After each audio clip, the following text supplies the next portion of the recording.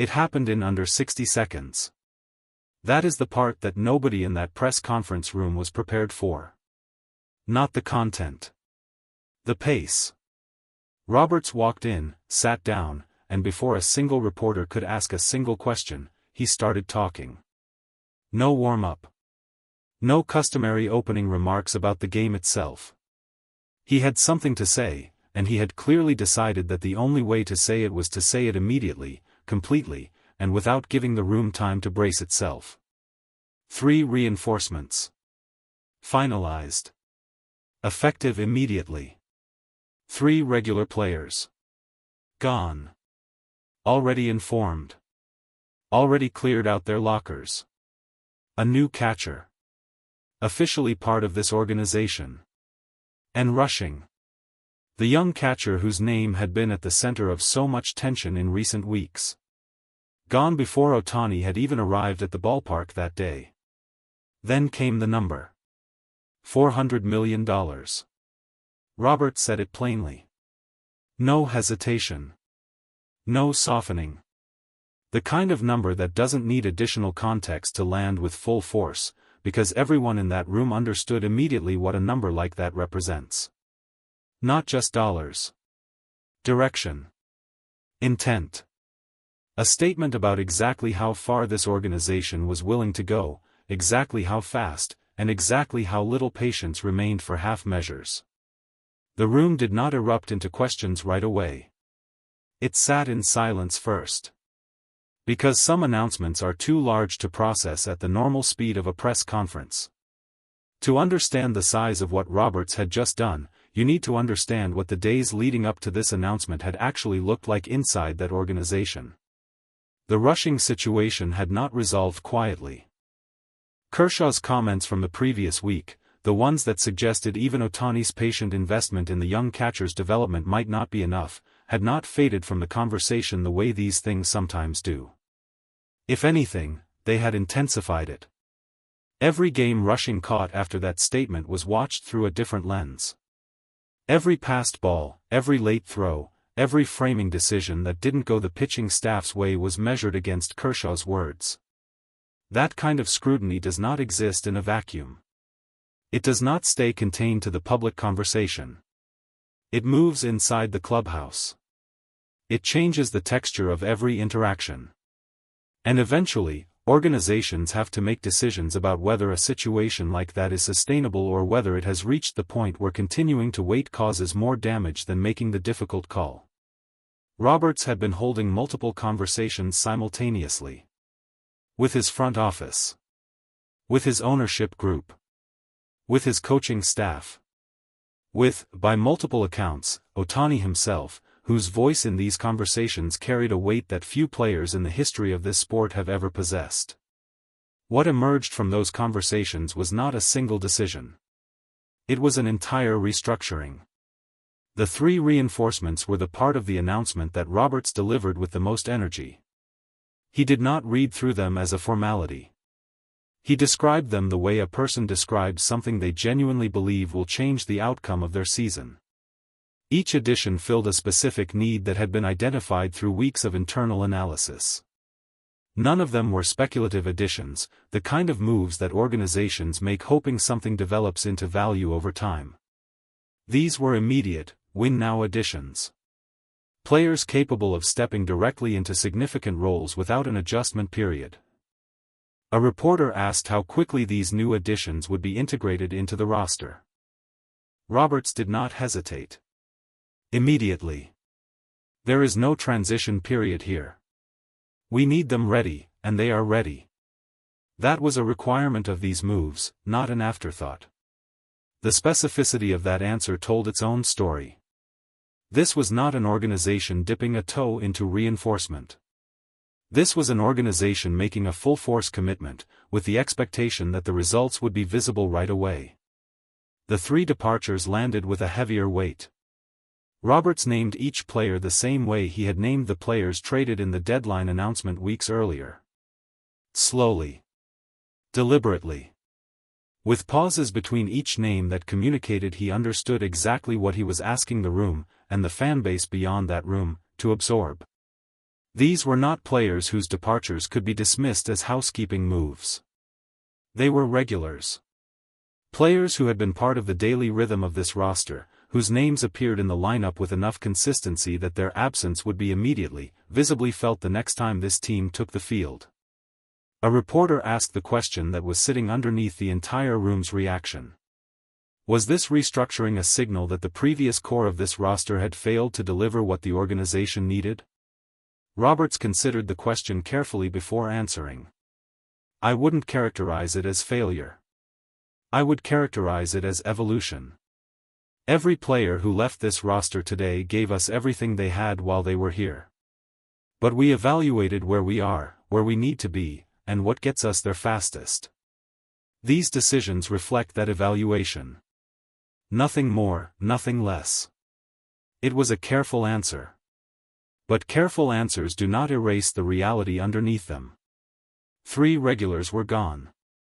And the organization had decided, definitively, that moving forward without them was the correct path. Then came the number. Roberts did not build up to it with hesitation. He stated it directly, almost as if delivering it quickly was a kindness to the room rather than a withholding of information they deserved to have immediately. $400 million. The total financial commitment represented across these moves. Reinforcements. Restructuring. The complete recalibration of significant portions of this roster, executed not over an off-season, not over a series of incremental moves spread across months, but assembled and finalized in the compressed window of days that had followed the most recent series. A reporter, visibly working to process the figure, asked Roberts directly whether this represented the largest single financial commitment in the franchise's history outside of the previous pitching investment announced earlier in the season. Roberts nodded. Combined with what we committed to our pitching staff, yes. This has been an aggressive period for this organization. I won't pretend otherwise. But aggressive, when it's targeted correctly, is exactly what a team in our position should be doing. The room absorbed that confirmation. $400 million was not a number that organizations commit casually. It was a number that represented total organizational conviction. A belief, communicated not through words but through the most unambiguous language available to a professional sports franchise, that this roster, reconstructed in this specific way, gave them their best possible path forward. The new catcher's arrival was, in some ways, the piece of the announcement that carried the most emotional complexity. Roberts confirmed the signing with clear enthusiasm. He spoke about the catcher's defensive reputation, his experience at the highest levels of competition, his track record of managing pitching staffs through the exact kind of high-pressure situations that this organization was preparing to face in the months ahead. It was, by every account Roberts gave, exactly the kind of stabilizing presence behind the plate that had been missing. But the unspoken context of that signing was impossible to separate from what had happened to Rushing. A reporter asked directly. Was the addition of this new catcher the final development in the Rushing situation? Had he been informed before or after Kershaw's comments became public? Roberts' expression shifted slightly. This was clearly the question he had been least eager to answer in detail. James was informed today, as part of this broader announcement. I want to be clear that this decision was not made in anger, and it was not made as a direct response to any single comment from any single player. This was an organizational decision based on what we believe gives us the best chance to win. The reporter pressed further. Where was Rushing when the announcement was made? Had he already left the facility? Roberts paused before answering this one. James was no longer with the team when Shohei arrived at the ballpark today. That detail sat in the room differently than everything else that had been said. Because of everything Roberts had announced, that single sentence carried the most human weight. Rushing, the young catcher who had been the subject of so much public scrutiny, who had absorbed Kershaw's pointed comments without the opportunity to respond publicly himself, who had been the focus of weeks of speculation about his future, had been moved out of the organization before the player who had invested the most in his development even had the chance to see him that day. There was something almost unbearably specific about that timing. Ohtani, who by every account inside that clubhouse had spent more hours working with Rushing than anyone else on the roster, who had said just days earlier that he had not given up on him and would not give up on him, had not been given the opportunity for a final conversation before the decision was executed. A reporter asked whether Ohtani had been consulted on the timing. Roberts chose his words carefully. Shohei was aware that changes were being discussed. The exact timing of today's announcement was a front office decision, made for reasons related to roster construction and the upcoming schedule. I won't speak for how Shohei feels about the timing specifically. That's a conversation for him. Ohtani's reaction, when reporters eventually found him later that evening, was characteristically restrained. But restraint, with him, has never meant absence of feeling. It has simply meant that whatever he feels remains his own until he decides otherwise. When asked about Rushing's departure, he was quiet for longer than usual before responding. James worked hard. I respected that. I still respect that. Baseball is a business. I understand that more than most people probably realize. But I would have liked the chance to say goodbye. That last sentence was the one that lingered. Not anger. Not criticism of the organization's decision. Just a simple, human acknowledgement that something had been lost in the mechanics of how this had been handled. A relationship that had been built over months of repetition and patience and shared failure and shared effort, ended not with a conversation but with an absence. A locker already empty by the time he arrived. The new catcher would make his Dodgers debut within days. The 3 reinforcements would be inserted into the lineup and rotation almost immediately, exactly as Roberts had promised. The $400 million commitment would be analyzed, debated, and dissected by analysts and fans for the remainder of the season and likely well beyond it.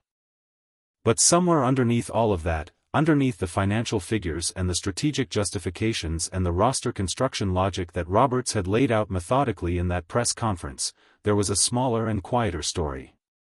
A young player who had tried, and fallen short, and been moved on from before the one person who had believed in him the longest could say a proper goodbye.